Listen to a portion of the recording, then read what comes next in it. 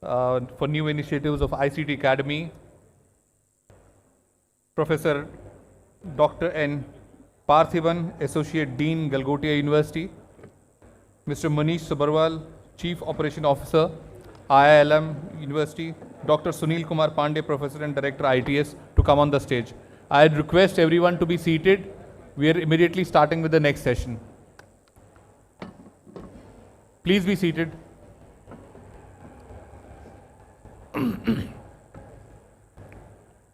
It's going to be a very interesting session for you guys. Thank you. Thank you.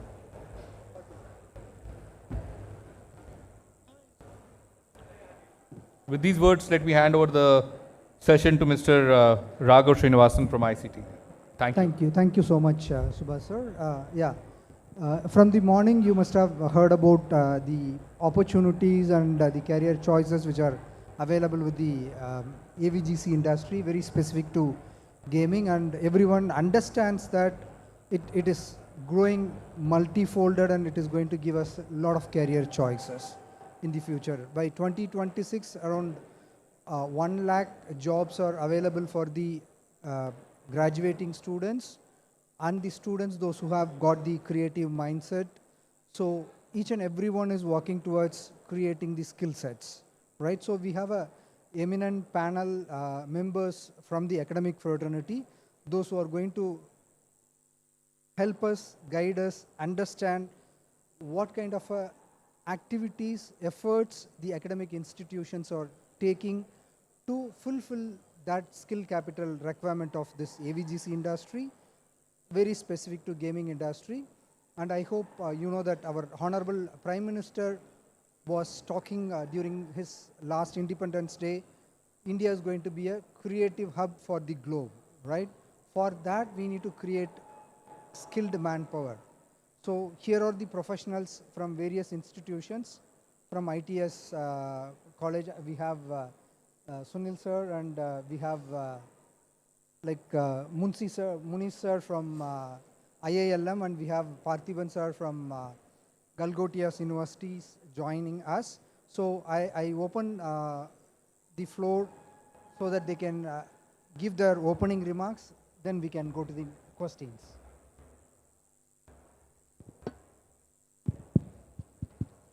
Thank you.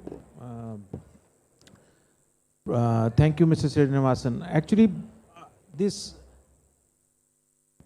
there are few questions students always ask me. Whether there is potential in gaming industry, yes or no. The simple answer I give them is, you go to the parks and see how many people are playing physical sports. They're very less. So what they're doing, they're hooked on. So there is potential, and it's a $1 billion industry. There's no doubt about it. Next is, what kind of skill set should I have?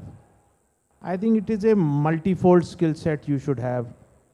You should have the ability to design.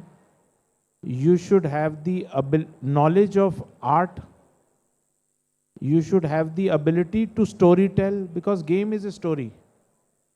And you should have the ability to code.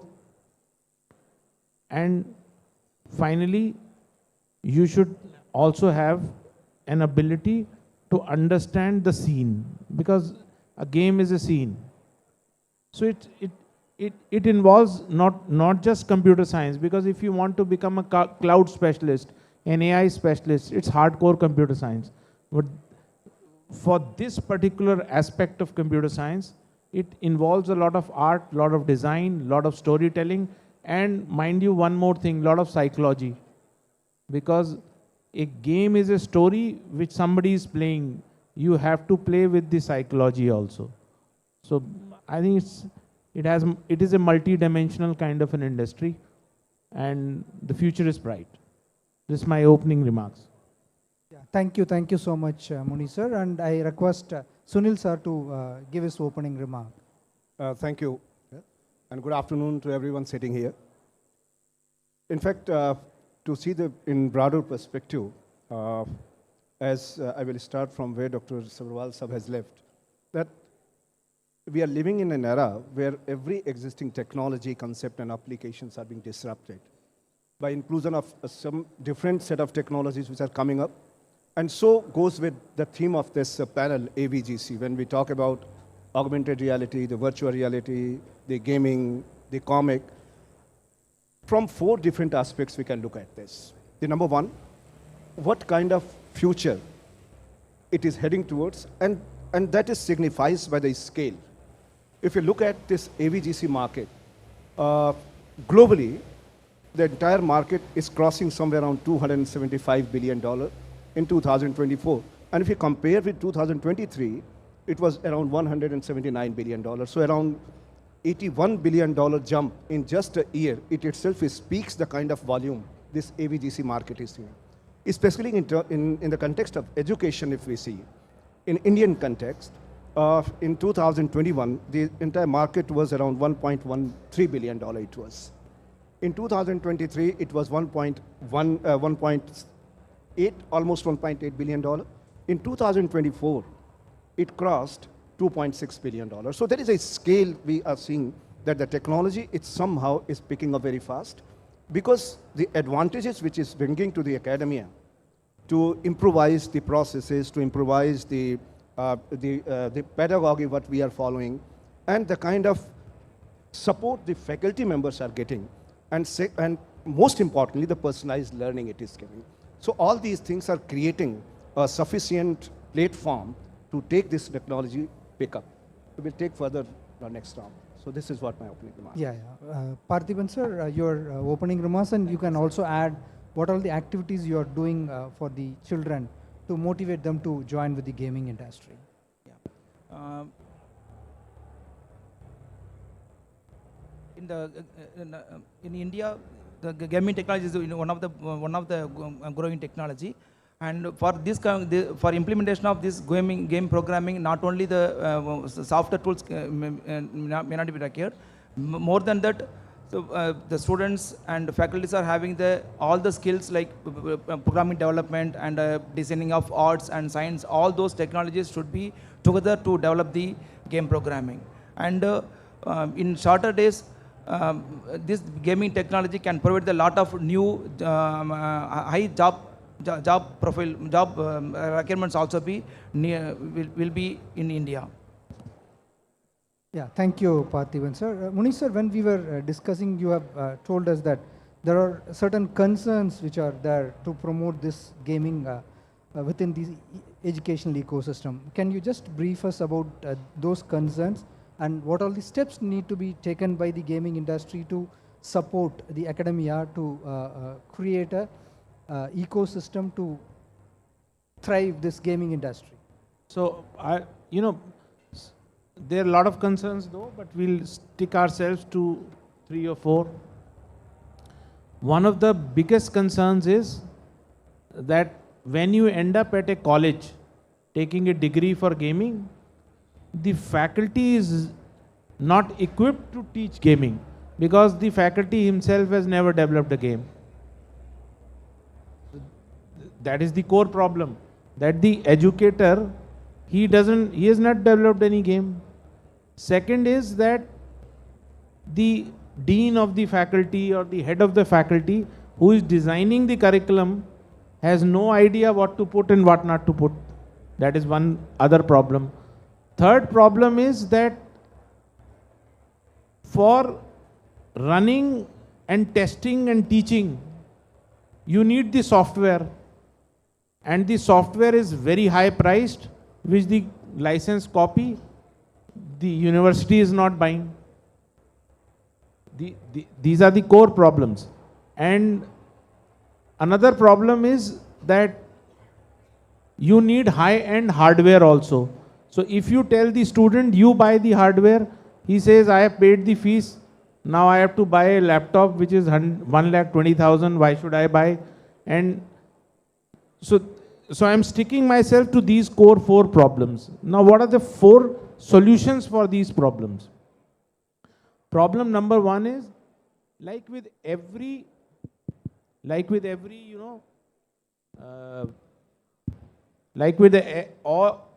all software companies, be it Amazon, Microsoft, or anybody else, they are offering educator programs and certifying the faculty. You are a cloud specialist, you've done this course. So the gaming industry has to certify faculty members so that tomorrow if they teach their students, they know what to teach. There are a lot of there are a lot of courses available on Udemy or Coursera, but for gaming I have rarely seen a course available. So that industry has to do something about it. Second is what should be the syllabi to teach.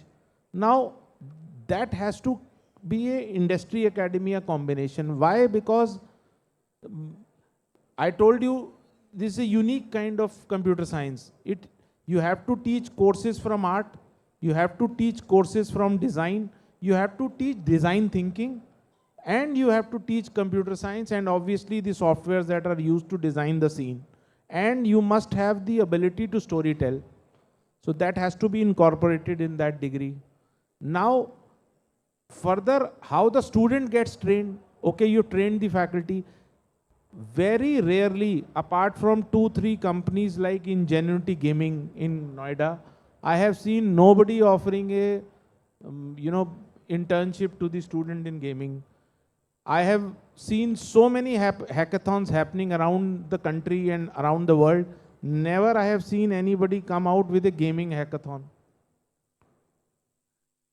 I was happy. Why I came here? Because I think it's the first time I have seen somebody organizing something on gaming.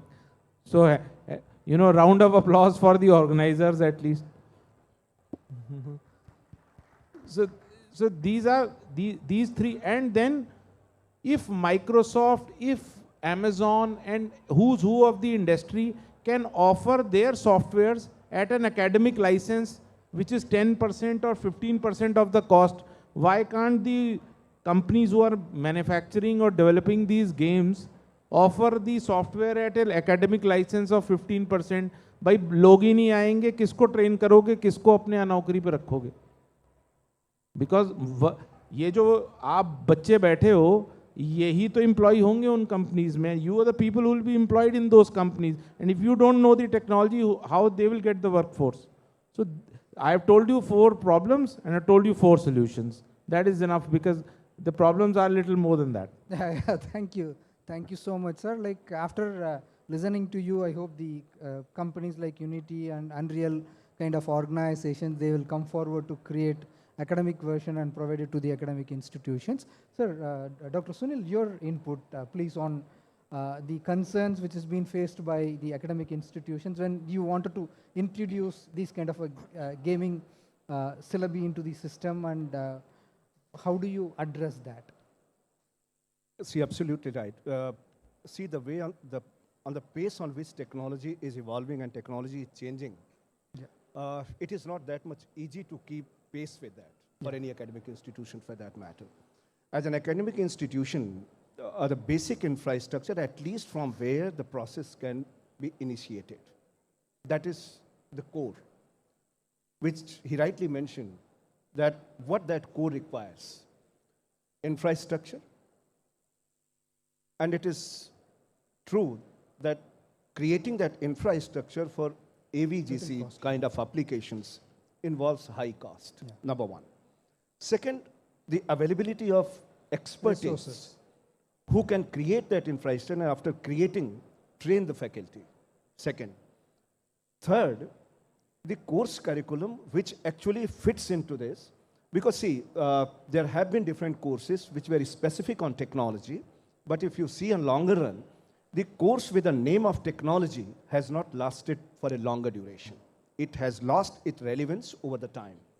In past, 10, 15 years back, when this IT, when people used to talk about IT, then course is specific in IT also was started.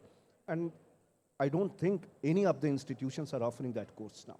So any degree program is specific to any technology will have a long-lasting life. I have doubts. Yeah. But what is more required is that basic core infrastructure, because gaming solution, if you see the gaming development process, it involves data, it involves network, It involves audio, augmented reality, virtual reality concept. Correct. It involves animation, motion, image, and video. Integration of all these components in a way which creates a clearer view where in totality you have a 360-degree view, where every object employing all these aspects, they can run. That's what gaming is. So developing core skills, that is one challenge. Core skills can't be developed in an area like gaming, the comic, that is one of the important things, because in India, comic was not popular that much. And you can understand that in 2024, only $940 million market, the Indian comic market is. Whereas if you look at the broader perspective, it costs $38 billion, means 0.7% is what. So in India, it is still in infancy stage. It will take time to stabilize, but that time should not be that long where this passes. So infrastructure is one aspect. The resource which can impart this skill, second aspect. And then taking these courses, because looking from outside may seems very interesting, but actually when you go into gaming development, it's a complex process.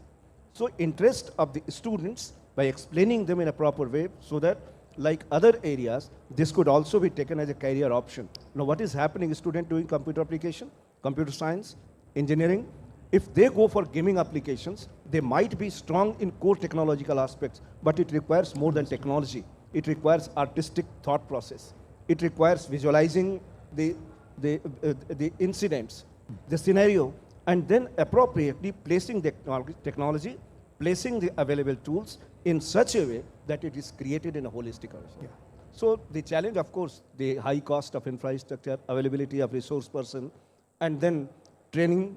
So some kind of train-the-trainer program, if it could be run. And remember one thing, this is going to be very crucial in next 5 to 10 years, because when we talk about how a technology, how much important a technology is, we immediately look at how government is taking up. Remember, Government of India has formed AVGC task force in December 2022. So if Government of India has taken it as a challenge, we must remember that this technology has some potential which can take this country at a different pedestal altogether, because currently in 11 to 12 cities, there are around 2.6 lakhs professionals are employed, which has the potential to reach at 32 million resources by 2032. So potential from 2.6 to 32 in next almost 8 years, 7 years. 7, 8 years, yeah. So the requirement are huge, but how we can take this the advantage and how we leverage. That is. Thank you so much for the input, sir. Partheeban, sir, your input so that we can wrap up this implementation of gaming technology is not easy one, it is quite difficult. And because directly students and faculty could not able to implement the gaming technology and gaming designs. Okay, before that they should have the entire idea in the 2D animation, 3D animations, and the graphical arts and cinematic arts and some of the visual effects. All these students have the must having all the exposures. Then only they can able to design the gaming. As well as the major concern, major challenge is the cost is one of the major challenges, because most of the virtual reality games are quite much expensive, and also it is time consuming, and every university should have the collaborate with the companies. Okay, otherwise these students could not able to directly cannot able to do the gaming development and gaming designs. Thank you so much, Partheeban, sir. I hope industry bodies like CII, FICCI, NASCOM, and organizations like ICT Academy, academic institutions like I.T.S, IILM, Galgotias has to join hands together to drive this to the system, educational ecosystem. Then only we will be able to create a better environment for the gaming industry. Then the corporate world has also come forward to contribute and create some kind of a academic version to be given to the academic institution, so that we'll be able to create skilled resources within the system. As rightly pointed out by all the three of them, it's not that we are directly going to deliver the program to the students. We need to create the knowledge ecosystem within the teaching fraternity. We need to train the teachers first. For that, the corporate world has to support organizations like ICT Academy, academic institutions like IILM and I.T.S as well as Galgotias University, where we will be able to drive that. So this forum put forth the request to the corporate to come forward to support us so that we can build a better ecosystem to drive $10 trillion economy. ITS industry is not the only industry can drive the $10 trillion economy. AVGC industry, ESDM domain, or the smart manufacturing industry has to join together to drive the $10 trillion economy by 2030 to create the Atmanirbhar Bharat. Thank you so much to the eminent panel, and thanks to the audience, and thanks to the organizers for their invite and organizing such a wonderful opportunity to us to put forth our request to the corporate world. Thank you so much. Any question from audience? If there are any questions, we can take. Hello. Hi, sir. So I teach game development at North Cap University, Gurgaon, and we are at NIFT, Delhi. Just a little word, you said all the pointers, right, sir? But you mentioned hackathons. So gaming hackathons are called game jams. So you search by that, you will find quite a lot happening. You know, the point is, even if I don't know the name correctly, it says that it is not common. That's the core problem. Right. You know, Yes. I give you two more examples. Have you seen any gaming industry supporting a gaming startup? No. There are no gaming startups I see. And do you think that you people who are sitting here do not have the potential to make a gaming startup? Wrong, you have it. But there's no support actually. And one that there is no, actually industry is doing its own. Academia is doing what academia knows. Apna kar rahe hain, but there's no joint effort. Yes. And all the industries where we have made a big mark, and you know, our tech specialists are known around the world, and every big tech giant, the CEO is an Indian, is because the industry and academia have joined hands, which somehow is lacking in this sector.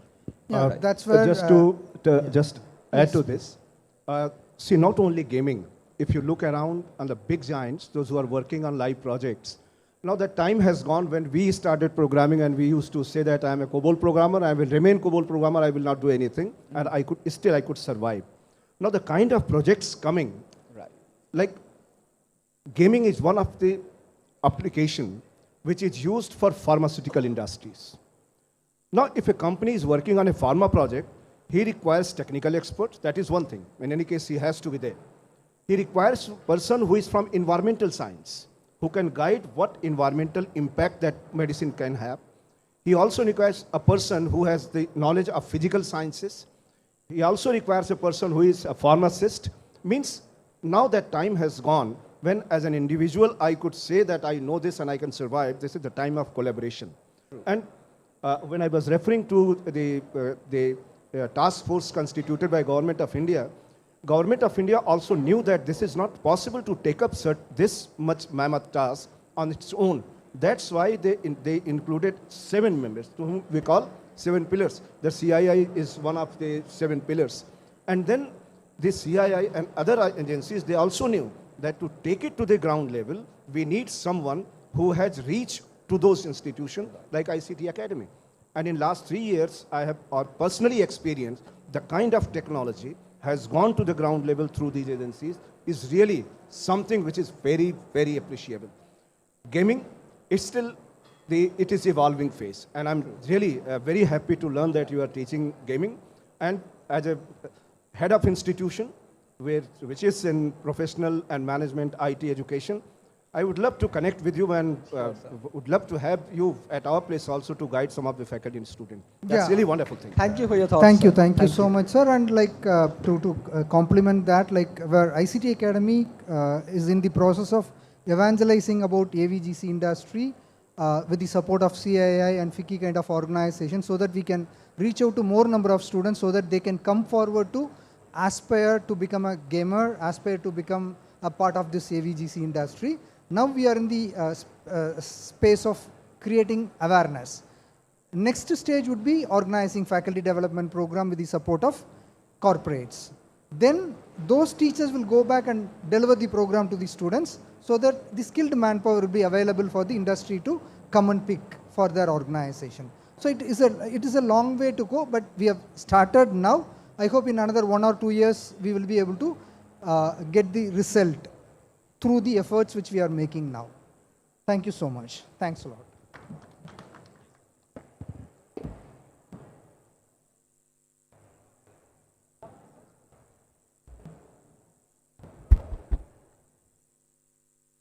Thank you, Mr. Srinivasan, for this engaging discussion.